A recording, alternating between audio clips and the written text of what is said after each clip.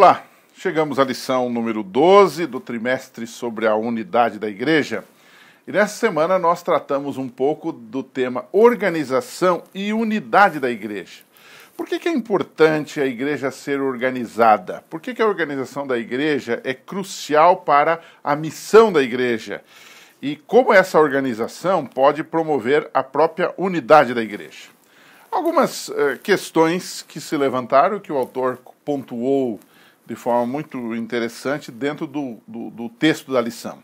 A primeira é: quem é o cabeça da organização da igreja? Quando a igreja se organizou como uma comunidade dos crentes salvos em Jesus Cristo, a resposta é óbvia. O cabeça da igreja é Cristo. Colossenses 1,18, Efésios 1,22. Aliás, o livro de Efésios é toda uma discussão. Seria interessante a gente voltar e reler o livro de Efésios todo, não é tão longo, para a gente entender. Ele é, por excelência, o livro que trata de Cristo e da igreja, da unidade de Cristo com a igreja e da igreja com Cristo. Então, Cristo é a fonte da vida da igreja. Sem ele não haveria igreja. Ele implantou um sistema de governo, inclusive diferenciado na igreja. Os romanos tinham um governo baseado numa elite que mandava e os demais obedeciam. E Jesus implantou um modelo diferente. O modelo de Jesus é um modelo de servos, de escravos do povo de Deus. Quando você vai para Mateus 20, 25 a 28, isso fica muito claro. Até seria interessante ler essa passagem com seus alunos, porque Jesus ali está propondo uma nova ordem de coisas. Uma inversão de valores que aquele povo oprimido pelo Império Romano estava tendo. Não é? Podemos aqui dizer, usando um termo bem moderno, que inclusive é muito explorado comercialmente, com livros, com palestras, que Jesus tinha uma liderança servidora.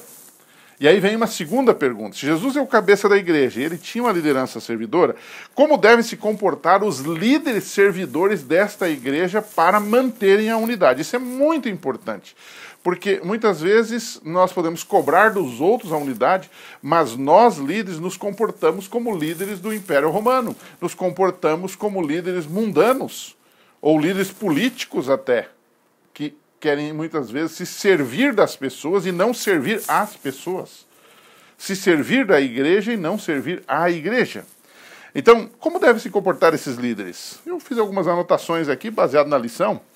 Em primeiro lugar, um líder deve estar afinado com a palavra de Deus. Isso promove a unidade. O apóstolo Paulo, escrevendo a Timóteo, diz assim: procura apresentar-te como um obreiro aprovado, que não tem do que se envergonhar, que maneja corretamente, ou seja, que lê, que interpreta e que pratica a palavra de Deus. Não é apenas ler, não é apenas pregar, mas é mais do que isto. Hoje nós vivemos um problema. Muitas vezes as pessoas pregam a palavra e você pensa que elas estão pregando a Bíblia, mas elas estão fazendo, na verdade, uma interpretação pessoal da Bíblia e aplicando conceitos ao povo que, na verdade, nem bíblicos são. Então, isto é um problema sério dos nossos dias hoje. Então, um líder servidor, ele é subordinado, afinado à palavra de Deus. Ele deve estar motivando pessoas para Deus através de sua palavra, para que seja capaz de encorajar os outros pelo que a Bíblia chama de sã doutrina e de refutar aquilo que se opõe a ela. Né?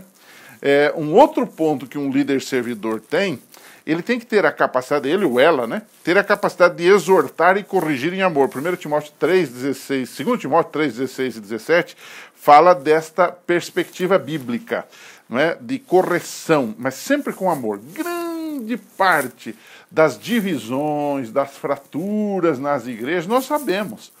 Não é porque alguém falou com alguém uma verdade, mas porque não soube falar essa verdade. Não é porque alguém exortou alguém, não é porque alguém repreendeu alguém, mas o grande problema não está na repreensão, está na maneira como fazemos isto. Muitas vezes de uma forma raivosa, de uma forma mal educada, ignorante. Não é? Então, nós temos que entender que a disciplina, ela está na Bíblia. E ela ajuda a preservar a doutrina e a pureza da vida prática da igreja.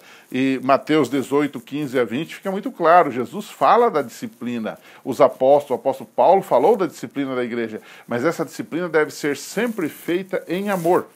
Quando vamos disciplinar alguém, temos que nos colocar no lugar daquele pecador e exercer sobre ele o amor que Cristo tem, e não apenas alguma coisa vingativa. Em alguns lugares, às vezes as pessoas dizem assim, te peguei, que maravilha, agora você vai pagar. E nós, às vezes, usamos a Bíblia, usamos o Espírito de Profecia, usamos o manual da igreja, apenas para cobrar uma dívida. Não é assim que funciona. A disciplina tem que ser amorosa e redentiva. Esse é o objetivo da disciplina bíblica. Um outro ponto que se levantou aqui sobre a questão dos líderes servidores da igreja, que devem ser pessoas afinadas com a palavra, devem ser pessoas com capacidade de exortar e corrigir em amor, é a questão de que eles devem ser focados na missão.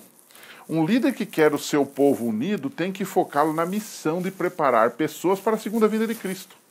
Quando a igreja tem uma missão, quando ela tem um foco na missão, ela não tem tempo para brigar, ela não tem tempo para ninharias, para desentendimentos pequenos. Quando nós mostramos aos irmãos o grande objetivo deles, nosso, que é nos salvarmos e ajudarmos outros a se salvarem também, que é pregarmos para nós e pregarmos para os outros, a fim de preparar um povo para a segunda vinda de Cristo. Então, eu terminaria a lição dessa semana deixando algumas coisas para você discutir. A primeira delas é, se uma das funções dos líderes é preservar a unidade, ou seja, manter a unidade da igreja, e às vezes o líder é o que causa o maior problema, às vezes o líder é o que causa a divisão na igreja, e isto é de fato uma situação extremamente complicada para se resolver.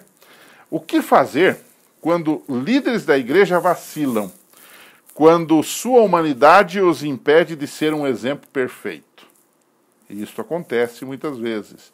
O camarada é líder, a pessoa é líder, e ele é a causa da divisão na igreja. Bom, o que fazer? Essa é uma boa coisa para a gente discutir. A princípio, a primeira coisa é orar. A segunda coisa é aconselhar.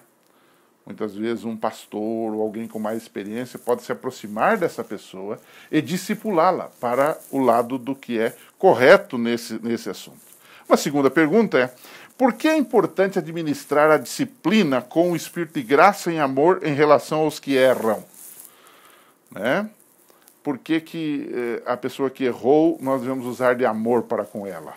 E aí os seus alunos certamente vão comentar alguns desses casos que muitas vezes ocorrem na igreja.